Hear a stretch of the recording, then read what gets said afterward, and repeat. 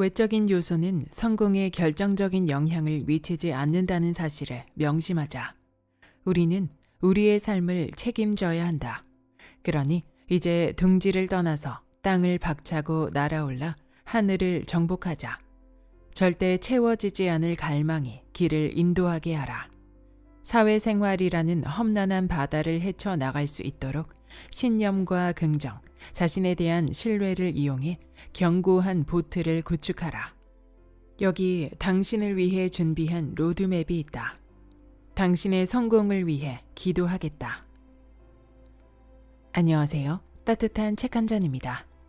오늘 여러분에게 읽어드릴 책은 억만장자 시크릿, 지은이 라파엘 베이지아그, 옮기니 박선영, 발행 토네이도입니다.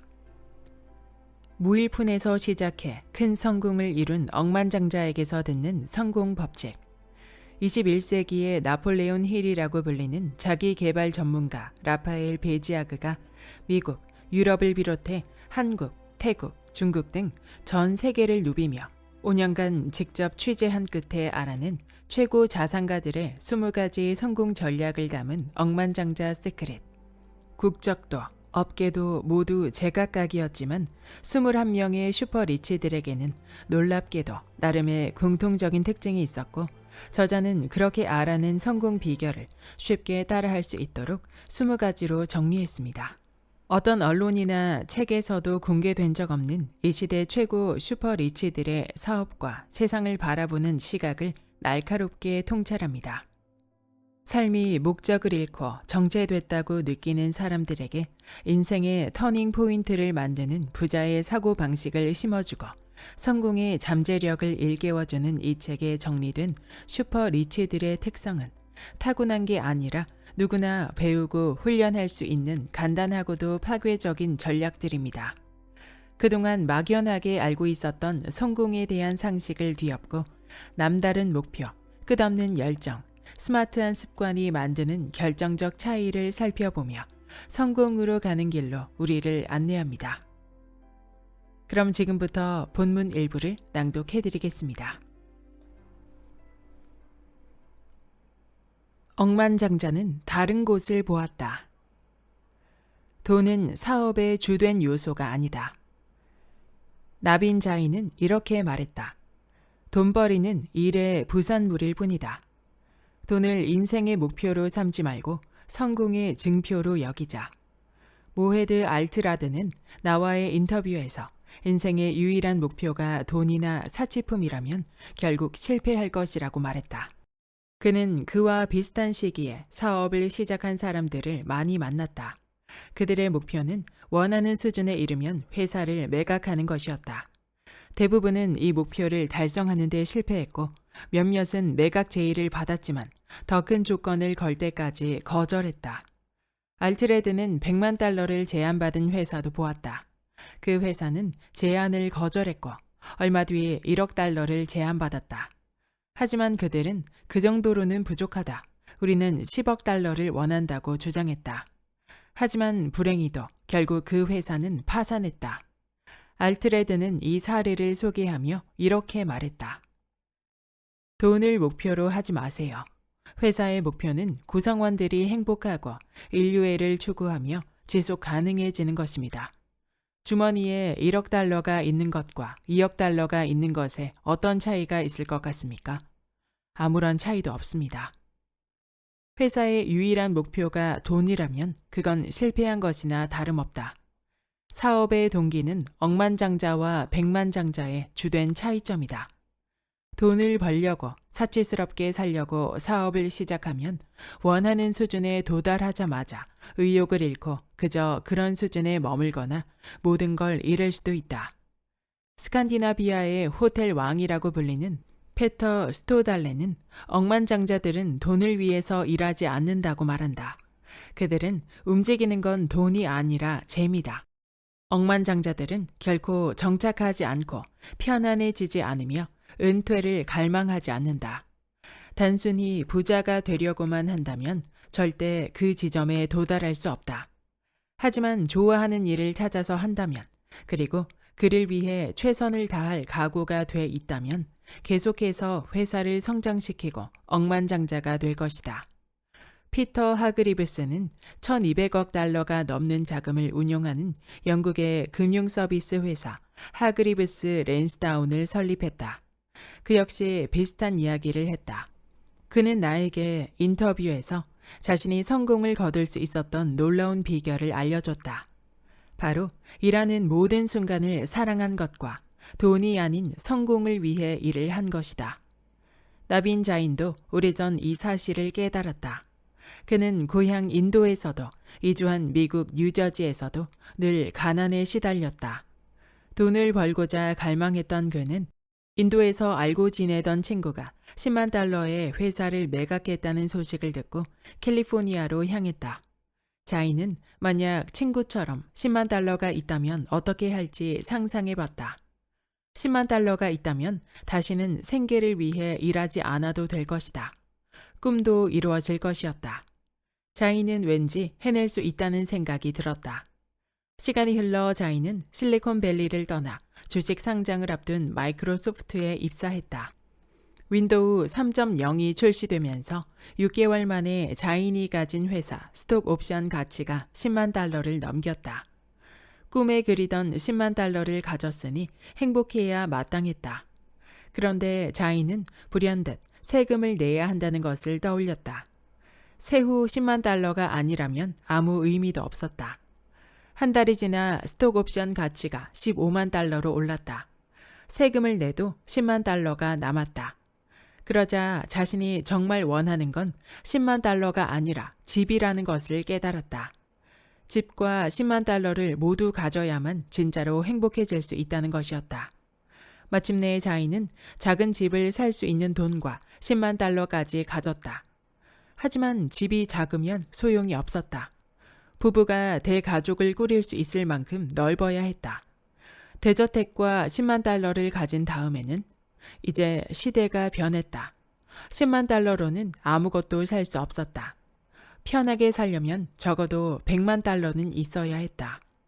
그는 이렇게 말했다.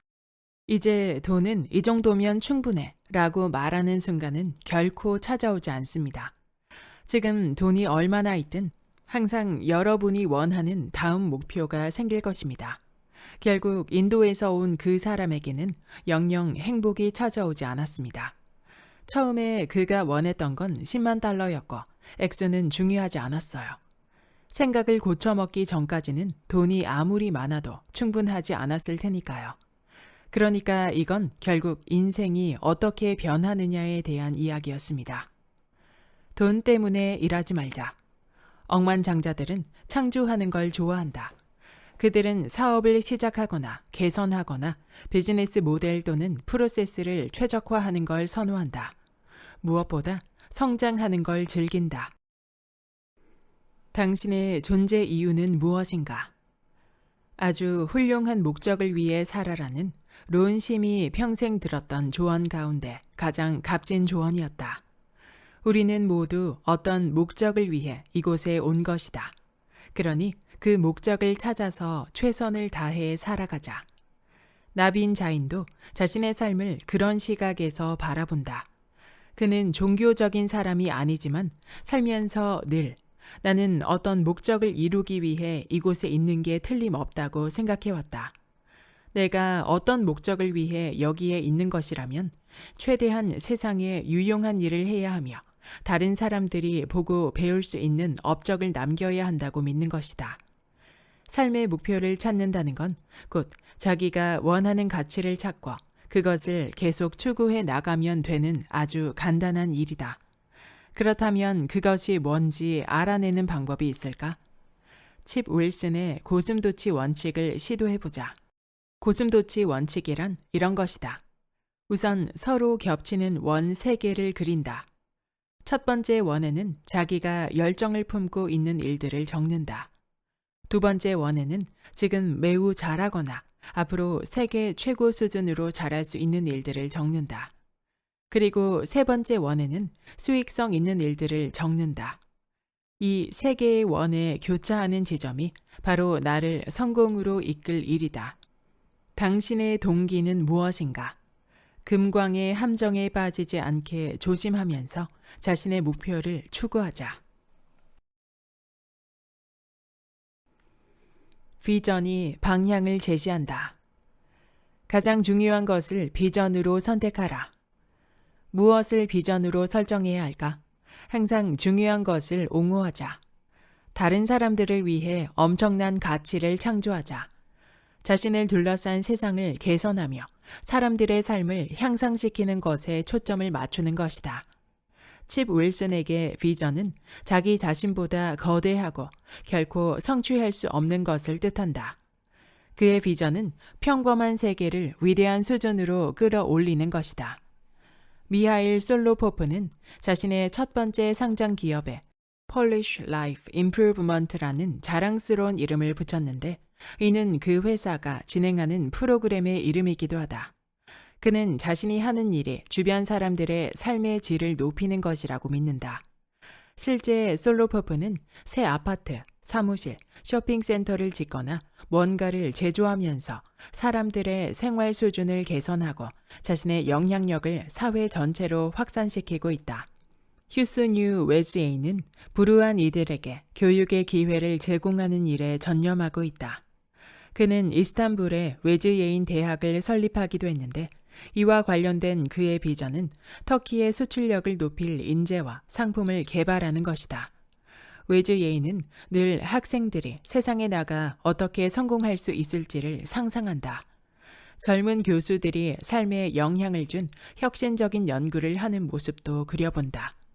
졸업생들이 기업가가 돼 터키 경제에 기여하는 모습도 꿈꾼다. 하지만 그의 인생 비전은 이것보다 더 위대하다. 앞으로 10년 동안 100만 명의 터키인에게 영향을 미치는 것이다. 페터 스토달렌의 사업 비전에도 환경과 사회적인 시각이 담겨 있다.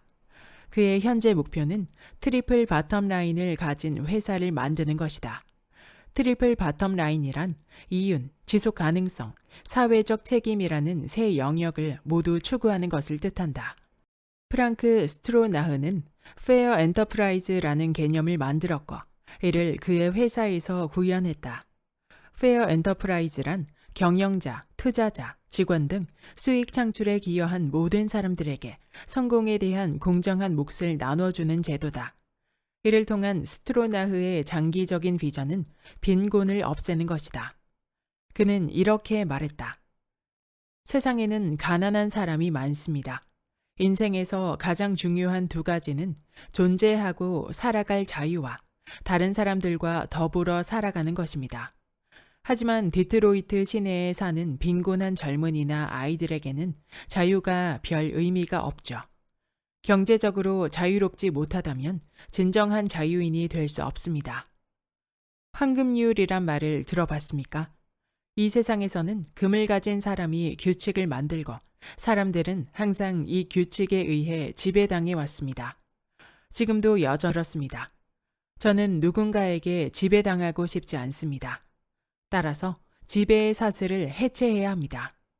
물리적인 혁명이 아니라 정신적인 혁명에 의해서요. 페어 엔터프라이즈의 철학은 직원들이 스스로 창출한 회사의 이익 일부를 가져갈 권리를 가지고 있다는 믿음에서 비롯됐습니다. 토니 탄 칵셩의 목표도 비슷하지만 좀 더 구체적이다. 그의 미션은 사람들이 정말 음식을 즐길 수 있는 아주 질 좋은 음식을 제공하는 식당을 많이 만드는 것이다. 값이 저렴하고 훌륭한 패스트푸드 매장을 찾기가 정말 어렵기 때문이다. 차이 둥칭의 비전은 더 나은 세상을 만들고 사람들을 행복하게 해주기 위해 최선을 다하는 것이다. 그는 엔터테인먼트를 통해 중국인들의 정신을 만족시켜주고 싶어한다. 만화, 애니메이션, 영화, 게임이나 다른 새로운 형태의 오락적인 컨텐츠를 제공해서 사람들의 생활과 영혼에 더 큰 행복을 안겨주는 것을 사명으로 여긴다. 자신의 비전과 가치를 효과적으로 전달하라. 비전을 설정하는 것과 그걸 남들에게 전달하는 건 별개의 일이다. 나의 비전으로 다른 사람들에게 영향을 미치려면 그걸 효과적으로 전달하는 법을 익혀야 한다. 그러기 위해서는 우선 자신의 비전이 무엇이고 이루고자 하는 일이 뭔지 명확히 파악할 필요가 있다. 이유는 간단하다. 자기가 무엇을 원하는지 모른다면 어떻게 그 목표를 달성할 수 있겠는가? 이와 관련해 론 스임은 이렇게 말했다. 무엇이 제 성공을 결정지었을까요? 저는 늘 자기가 믿는 것과 하는 일, 이 두 가지가 함께 힘을 발휘할 때 성공한다고 말합니다. 저는 항상 자신을 믿었습니다. 무언가를 결정해야 할 때면 그 순간 제가 가장 하고 싶은 일이 뭔지 명확하게 알고 있었습니다. 남들이 당신의 비전을 제대로 이해하게 하고 싶다면 전하려는 메시지를 명확하게 해야 한다. 단순한 게 최고다. 딜립 샹비는 복잡한 문제를 단순화하는 능력이 바로 리더로서 자신의 장점이라고 말한다. 비전을 전달할 때는 필요한 것만 표현해도 충분하다. 비전을 세울 때 중요한 원칙은 오래 갈 수 있는 목표를 확립하고 그것을 널리 알리는 것이다.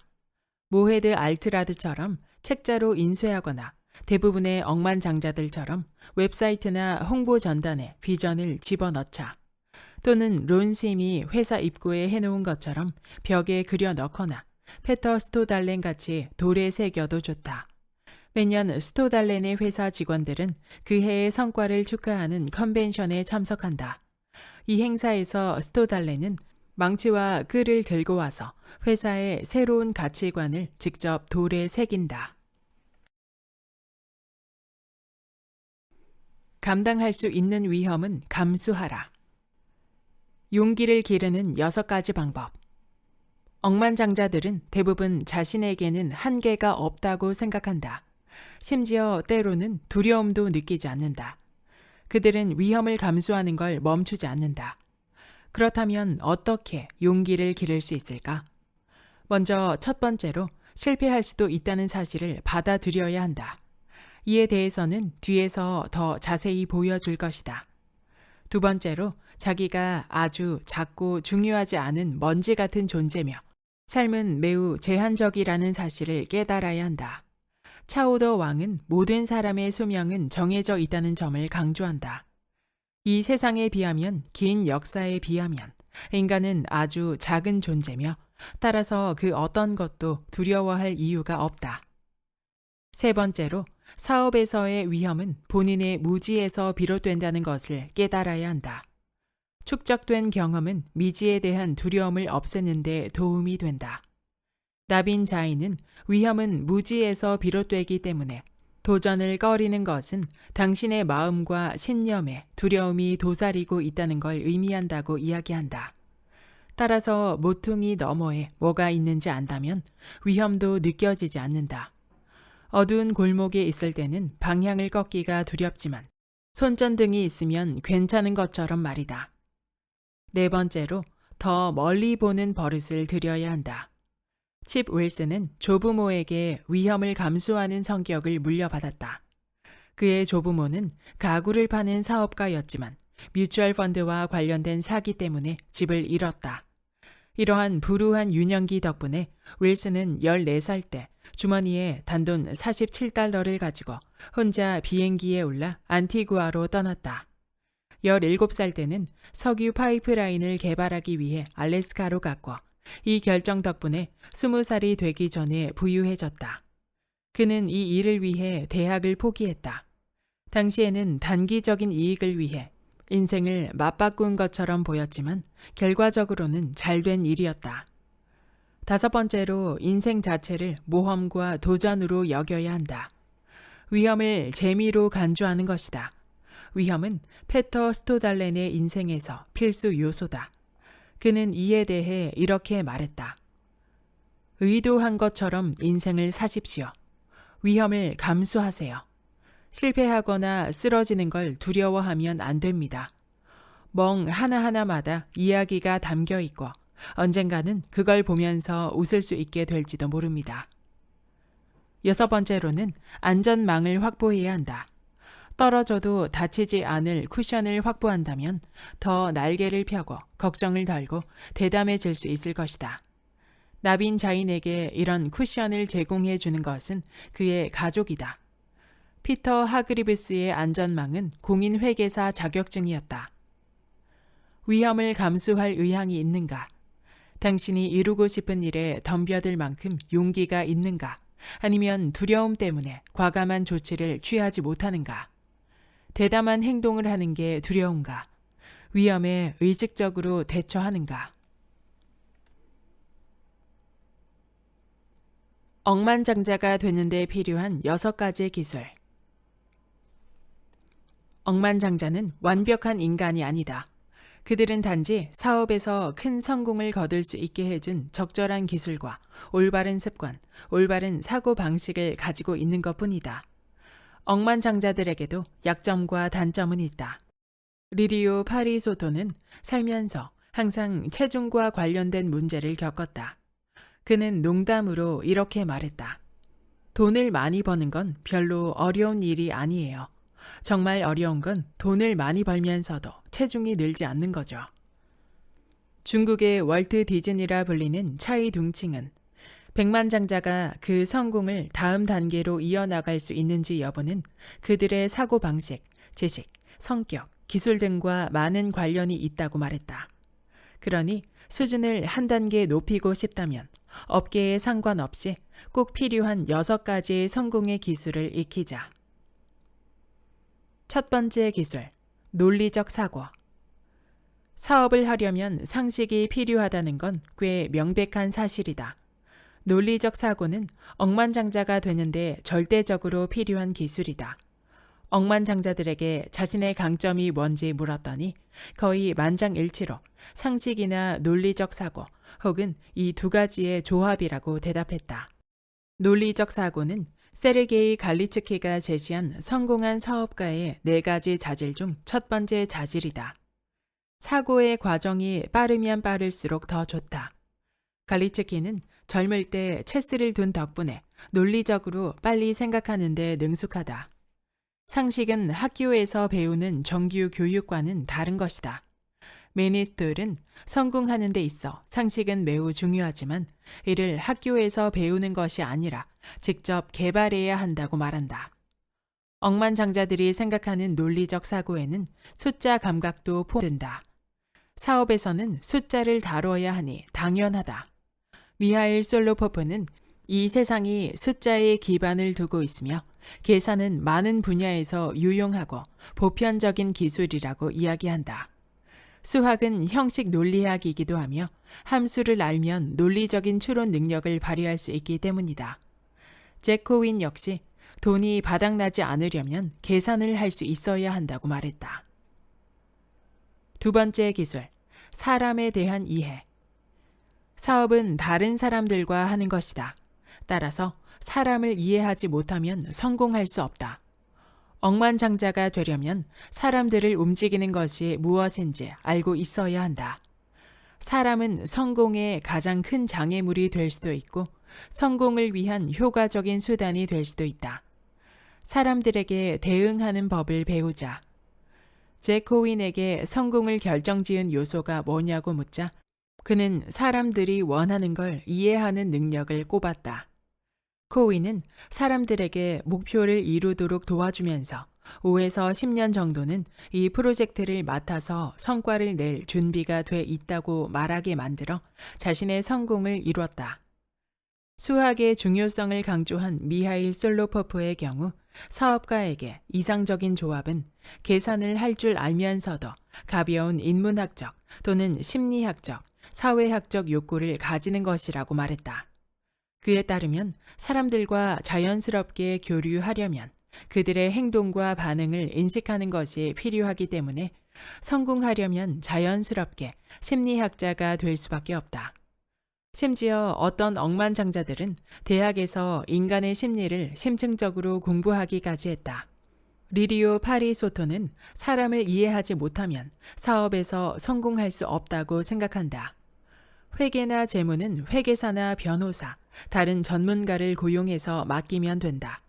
하지만 어떻게 하면 원하는 일을 하게 할 수 있을지, 얼마나 보상을 해줘야 할지, 어떻게 하면 그들이 자기 자신을 자랑스럽게 생각할지, 어떻게 해야 그들이 내가 추구하는 방향을 받아들이게 할 수 있을지는 스스로 알아내야 한다. 그냥 사람을 이해하는 것만으로는 충분하지 않다. 다른 사람의 관점에서 사물을 바라보면서 그들과 공감할 수 있어야 한다. 미니스톨은 사업을 시작하기 전에 카드 놀이를 하면서 사람들의 마음을 읽는 법을 배웠다. 누군가가 진실을 말하는지 아닌지를 직관적으로 깨닫는다. 그리고 본인이 좋아하지 않거나 신뢰하지 않는 사람들과는 거래하지 않는다. 세 번째 기술, 인간관계. 사업을 한다는 것은 곧 사람들과 관계를 맺는 것이다. 내가 인터뷰한 억만장자들은 전부 이 기술이 사업가에게 필수적이라고 하거나 자기가 성공할 수 있었던 비결이라고 했다.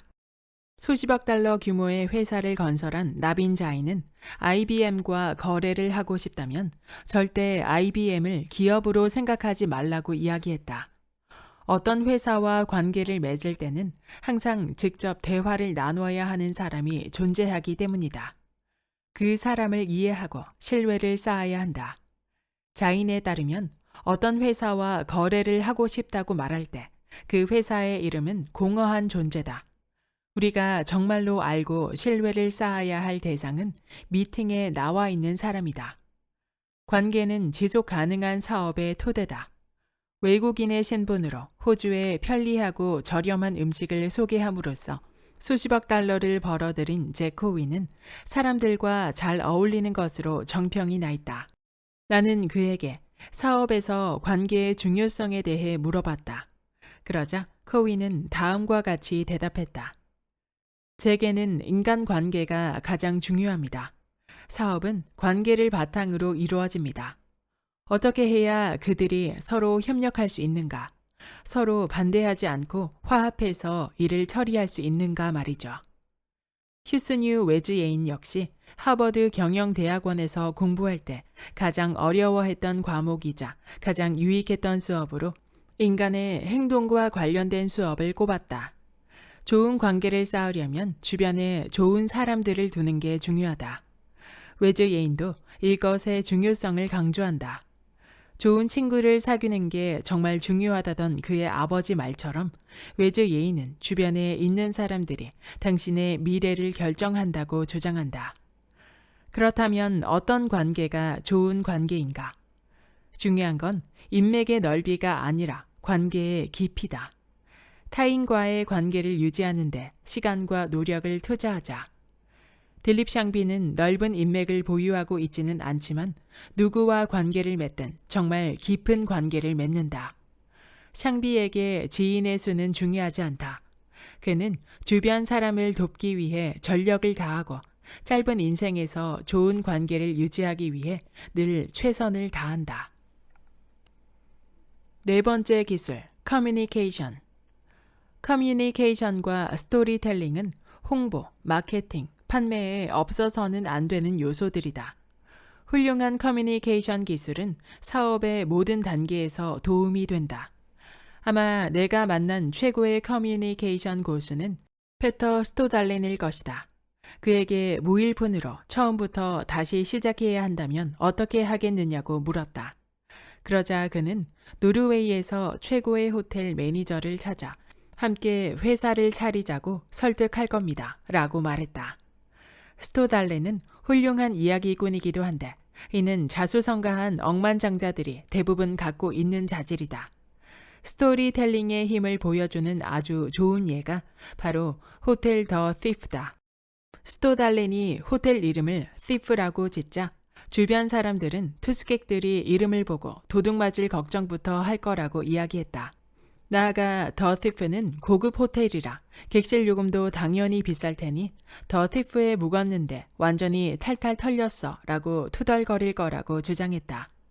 하지만 스토달렌은 스토리텔링의 힘으로 그와 정반대의 결과를 증명했다. 호텔에 세워진 오슬로는 예전에 도둑, 강도, 매춘부의 섬이었으며 노르웨이에서 마지막으로 죄수가 교수형에 처해진 곳이기도 했다. 티프라는 이름에 딱 어울리는 도시였다. 한술 더 떠 스토달레는 프런트에 유명 사진작가 리처드 프린스의 작품 말 도둑을 걸어두었다. 누군가 그에게 작품 앞에 경비를 세울 것을 추천했지만 그의 생각은 달랐다. 오슬로에 있는 도둑 호텔에서 말도둑을 도난당했다고 상상해보라. 전 세계 언론에 보도되고 다들 이 화제거리를 입에 올릴 것이다. 정말 완벽한 마케팅 아닌가. 스토달렌의 더 티프 호텔은 결국 세계 50대 호텔 중 하나로 선정됐다. 컨데 나스트라는 유명 여행 잡지에는 물론 월스트리트 저널 가디언에도 소개됐다. 호텔 영업을 시작하기도 전에 그에 얽힌 스토리부터 설계한 덕분이다. 이쯤 되면 이런 궁금증이 생겨날 것이다. 외향적인 성격을 타고나지 않은 사람도 효과적인 커뮤니케이션 기술을 배울 수 있을까? 내가 인터뷰한 억만장자들 중에도 내성적인 사람이 몇 명 있었다. 이들은 경력을 쌓는 동안 자연스럽게 커뮤니케이션 기술을 연마했다. 예를 들어 김범수는 삼성에서 근무할 때 프로젝트에 많이 참여했고 대학가에서 길거리 마케팅도 했는데 이를 통해 내성적인 성격을 많이 극복할 수 있었다고 회상했다. 5번째 기술, 영업력. 사업에서 성공하고 싶다면 뛰어난 세일즈맨이 되어야 한다. 내가 인터뷰한 억만장자들은 모두 우수한 영업사원들이다. 잭 코윈은 영업력이 자신의 성공을 결정지었다고 생각한다. 코윈의 영업력은 어릴 때부터 남달랐다. 유년 시절에 그는 보내는 사람의 이름이 적힌 맞춤형 크리스마스 카드를 무려 한여름에 완판시켰다. 대학생 때는 농장마다 돌아다니면서 묘목을 판매했는데 그가 여름방학 때 번 돈은 그를 가르치는 대학 교수의 연봉에 맞먹었다. 이렇게 코윈은 타고난 영업력을 더욱 발전시켰다.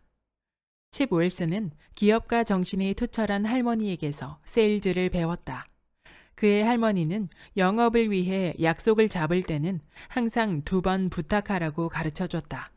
한 번 부탁하면 바빠서 안 된다고 거절할 가능성이 있지만 2번 부탁하면 거절하기 힘들어진다는 것이다. 윌슨은 이런 가르침을 교훈 삼아 서커스를 열거나 레모네이드 가판대를 설치해서 온갖 것들을 팔았다. 그는 항상 최고의 세일즈맨이었다. 훌륭한 영업력은 모든 사업에 도움이 된다. 가진 것이 없어도 판매 기술만 있으면 돈을 벌 수 있다. 피터 하그리브스에게 만약 무일푼으로 다시 시작해야 한다면 뭘 하겠느냐고 묻자 이렇게 대답했다. 인터넷에서 뭔가를 팔 겁니다. 그 방법이 최고예요. 하그리브스가 성공을 거둔 비결 역시 영업력이었다. 그의 세일즈 노하우는 사람들이 상품을 쉽게 살 수 있게 하는 것이다. 하그리브스에 따르면 사람들은 은행에 돈을 맡겨두는 게 아주 쉽다고 생각한다. 따라서 투자 상품으로 돈을 옮기는 것도 그만큼 쉽게 만들어야 한다는 것이다. 6번째 기술, 리더십. 억만장자의 회사는 직원 수천, 수십만 명의 직원을 고용하고 있다. 억만장자가 되려면 이 사람들의 마음을 움직이고 올바른 방향으로 이끌 수 있어야 한다. 그들을 리드해야 한다는 이야기다. 리더십이란 다른 사람을 통해서 내가 하고 싶은 일을 해내는 걸 의미한다. 사람들을 끌어들이고 관리하고 그들에게 영감을 주고 동기를 부여하는 모든 요소가 압축된 비즈니스의 고급 기술이다. 억만장자들은 모두 뛰어난 리더십을 가지고 있다. 사업이 팀 스포츠라는 건 누구나 알고 있다.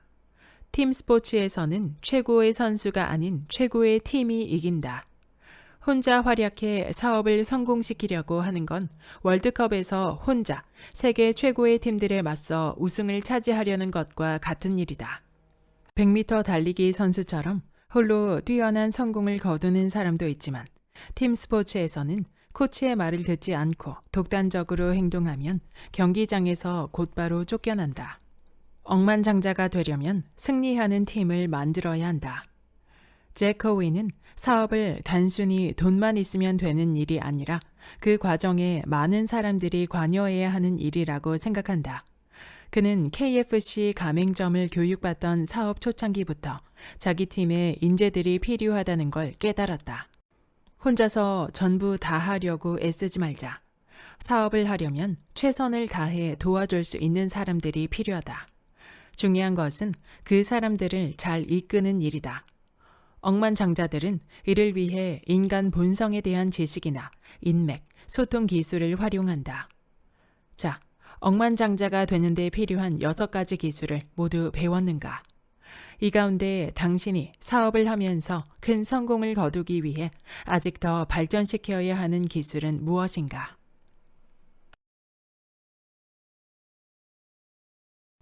대가를 치러라. 억만장자들은 행복할까? 억만장자가 되는 것은 가치 있는 일일까? 억만장자들은 행복할까? 다른 많은 사람들처럼 모헤드 알트라드에게도 성공은 곧 행복이다. 프랑크 스트로나흐는 대학에서 학생들에게 인생의 성공은 자기가 도달하는 행복의 정도를 통해서만 측정할 수 있다고 가르치지만 그의 경험상 돈이 좀 있으면 행복해지기가 훨씬 쉽다. 보통 사람들은 2가지 극단적인 의견 중 하나를 대변하는 경향이 있다. 첫 번째는 돈이 사람을 행복하게 해준다는 것이고, 다른 하나는 억만장자는 아주 부유하지만 불행하다는 것이다.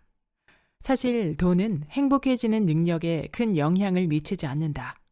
그냥 원래의 성격을 좀 더 확장시킬 뿐이다. 부자가 되기 전부터 행복했던 사람이라면 돈이 행복을 커지게 만들 것이다. 하지만 원래 불행했던 사람은 돈 때문에 비참해질 수 있다. 돈을 더 많이 모아서 행복해지려고 하는 것은 망상에 불과하다. 돈은 행복을 안겨주는 게 아니라 선택권을 준다. 그리고 많은 돈은 많은 선택권을 준다. 돈이 제공하는 선택권을 어떻게 이용하느냐는 당신에게 달려 있다. 그렇다면 다시 한번, 억만장자들은 행복할까? 짧게 대답하자면 행복하다. 하지만 당신이 생각하는 이유 때문이 아니다. 이 책에서 이야기한 억만장자들의 특성과 습관은 돈을 많이 벌거나 행복해지는데 두루 도움이 된다. 좀 더 자세히 살펴보자면 억만장자들은 인간 심리와 의사소통의 전문가들이다. 따라서 이들은 오랫동안 조화로운 관계를 맺을 수 있고, 그런 관계는 자연스럽게 개인적인 행복을 증진시킨다. 부자들에 대한 대중의 생각과 달리 내가 만나 인터뷰한 자수성가한 억만장자들은 사생활이 소박하고 별다른 일도 겪지 않았다. 그들은 자기를 옹호해주고 자기가 하는 일을 지원해주는 관대한 파트너를 만났다. 드라마 같은 사건도 없었고 이혼을 여러 번 하지도 않았다. 아내와 자녀들이 억만장자들에게 안정감을 주었고, 덕분에 그들은 사업에서 뛰어난 능력을 발휘하고 많은 위안도 얻었다.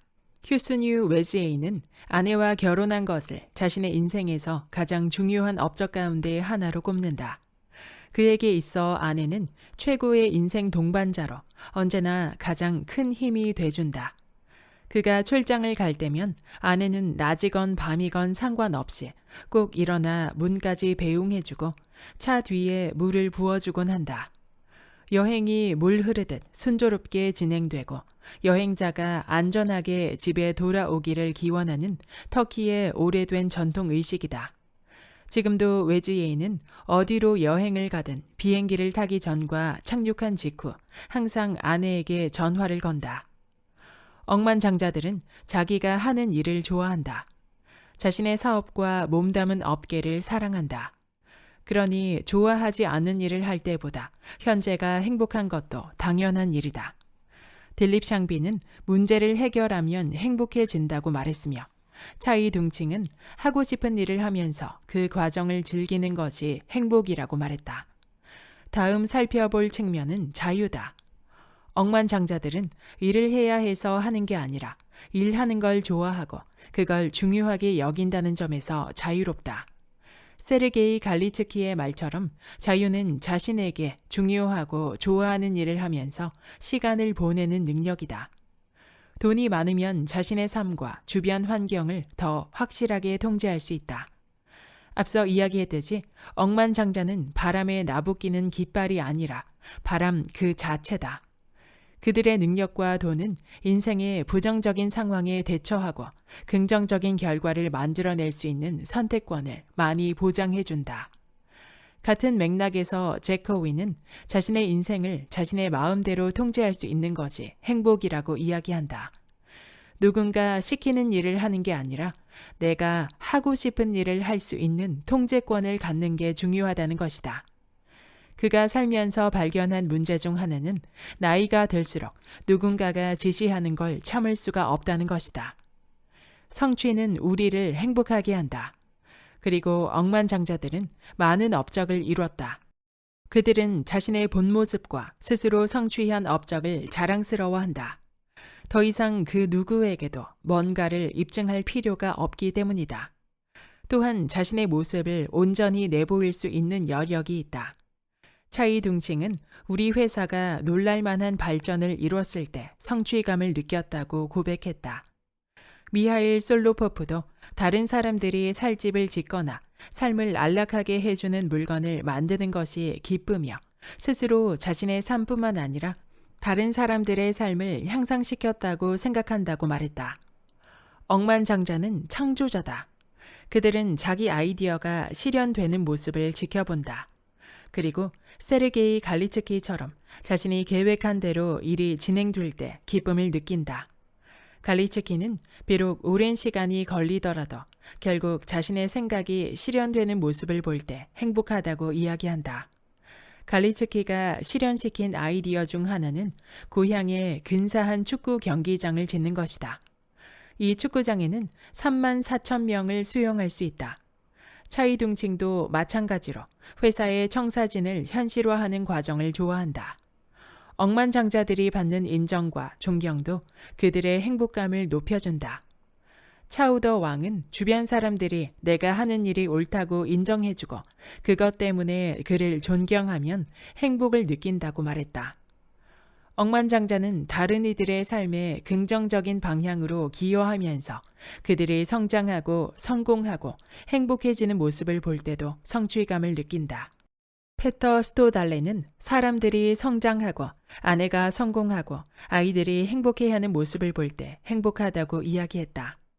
그의 개들이 행복해하는 모습을 볼 때, 직원들이 회사에 만족하고 자랑스러워하는 모습을 볼 때, 접수처에서 일하던 사람이 관리자로 승진하는 모습을 볼 때, 사람들이 자신의 모든 잠재력을 발휘하는 모습을 볼 때도 마찬가지다. 그는 사람들은 대부분 자기가 가진 엄청난 잠재력을 깨닫지 못한다고 이야기한다. 미하일 솔로포프 역시 다른 사람들이 행복한 모습을 보면 행복하다고 이야기한다. 많은 억만장자들은 감사와 절제를 항상 실천하며 이에 행복을 느낀다. 팀 드레이퍼는 인생 그 자체만으로도 행복하다고 이야기하며 들립 샹비는 행복에는 외부적인 요인이 필요하지 않다고 말한다. 이들은 외부의 사건이 행복이나 불행의 열쇠가 되지 않도록 노력하며 성공했다는 사실에 크게 기뻐하거나 지나치게 불행을 느끼지도 않는다. 고정관념과는 달리 억만장자는 삶의 모든 부분을 맛본 사람이다. 따라서 인생의 소박한 부분의 진가를 안다. 피터 하그리브스의 말이 이를 잘 설명한다. 저는 소박한 것들이 인생을 행복하게 만들어준다고 생각합니다. 물론 멋진 정원이 있으니까 가능한 일이기는 하지만 저는 일요일 아침마다 점심에 먹을 채소를 수확하면서 인생의 즐거움을 느낍니다. 땅에서 채소를 캐고 새싹 채소를 따고 그러는 것이죠. 가끔은 들판을 거닐면서 버섯을 찾습니다. 물론 별로 가치 없는 것들이고 때로는 찾은 걸 다 먹지도 않지만 버섯을 찾는 즐거움은 굉장합니다. 믿음, 낙천주의, 신뢰, 목적을 가지고 자신의 사명을 따르는 것, 건강 챙기게, 능동적인 행동, 자기답게 행동하면서 뜻을 굽히지 않는 것, 개인적인 진실성, 나눔 등 행복을 뒷받침하는 억만장자들의 다른 특성과 습관도 잊지 말자. 물론 이런 요소들이 질병이나 사랑하는 사람을 잃은 후의 슬픔 같은 개인적인 비극으로부터 보호해 주지는 못한다. 그리고 당연히 모든 억만장자가 행복한 것도 아니다. 하지만 모든 요소를 고려했을 때 억만장자들은 대체로 위와 같은 이유 때문에 다른 사람들보다 행복하다고 느낀다. 억만장자가 될 기회를 얻기 위해 기꺼이 대가를 지불하고 필요한 일을 하겠는가? 그걸 이루기 위해 자기 인생의 큰 부분을 희생할 준비가 됐는가? 엄청난 스트레스와 짐을 기꺼이 받아들이겠는가? 달리기 주자의 고독을 느낄 각오가 돼 있는가? 여기까지 억만장자 세크릿의 본문 일부였습니다. 이 책은 백만장자이자 자기계발 전문가인 저자 라파엘 베지아그가 백만장자에 머무르지 않고 한 걸음 도약해 더 큰 부자가 되는 사람들의 성공 법칙을 탐구하면서 21명의 억만장자를 직접 인터뷰하고 정리한 내용을 담은 책입니다.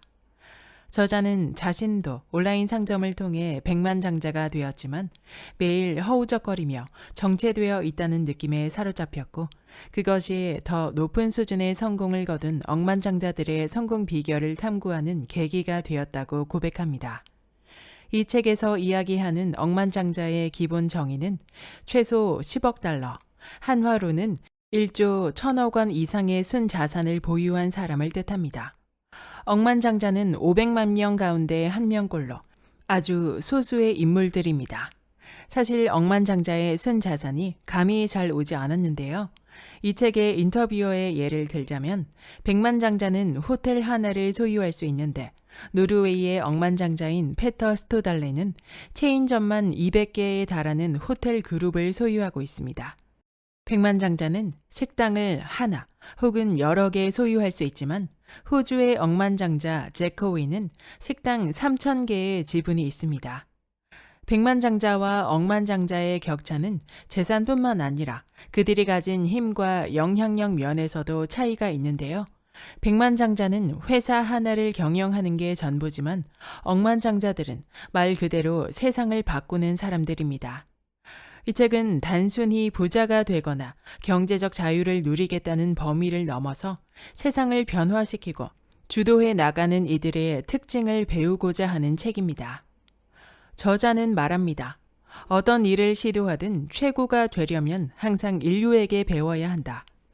축구 선수가 되고 싶다면 동네 클럽의 아마추어보다 리오넬 메시에게 더 많은 조언을 얻을 수 있다고도 표현하는데요. 인류에게 배우는 부자의 사고방식은 그야말로 일반적인 생각보다 더 큰 생각들로 가득했습니다. 이 책에는 억만장자들의 성공 비결을 20가지로 압축했는데요. 이 책 처음부터 끝까지 계속해서 강조되었던 것은 꿀 수 있는 한 가장 큰 꿈을 향해 도전하고 사람들의 삶을 좋은 방향으로 개선시키는 가치에 초점을 맞추며 그것에 따라 비전을 확립하고 동기를 부여하며 행복감을 느낀다는 그들의 공통점이었습니다. 그만큼 많은 사람들을 더욱 풍요롭게 해주기에 부는 자연스레 따라오는 게 당연하다는 생각이 들었습니다. 한편 나는 어떤 비전을 가지고 얼마나 큰 꿈에 도전해 봤는지, 나의 범위와 영향력을 그들처럼 넓혀가기 위해서 나는 어떤 노력을 할 수 있을지 고민하게 만들어주는 책이기도 했습니다. 부란 나의 영향력의 범위라는 관점을 일깨워준 이 책. 여러분도 꼭 읽어보시길 추천합니다. 구독과 좋아요와 댓글은 큰 힘이 됩니다. 다음 영상에서 만나요.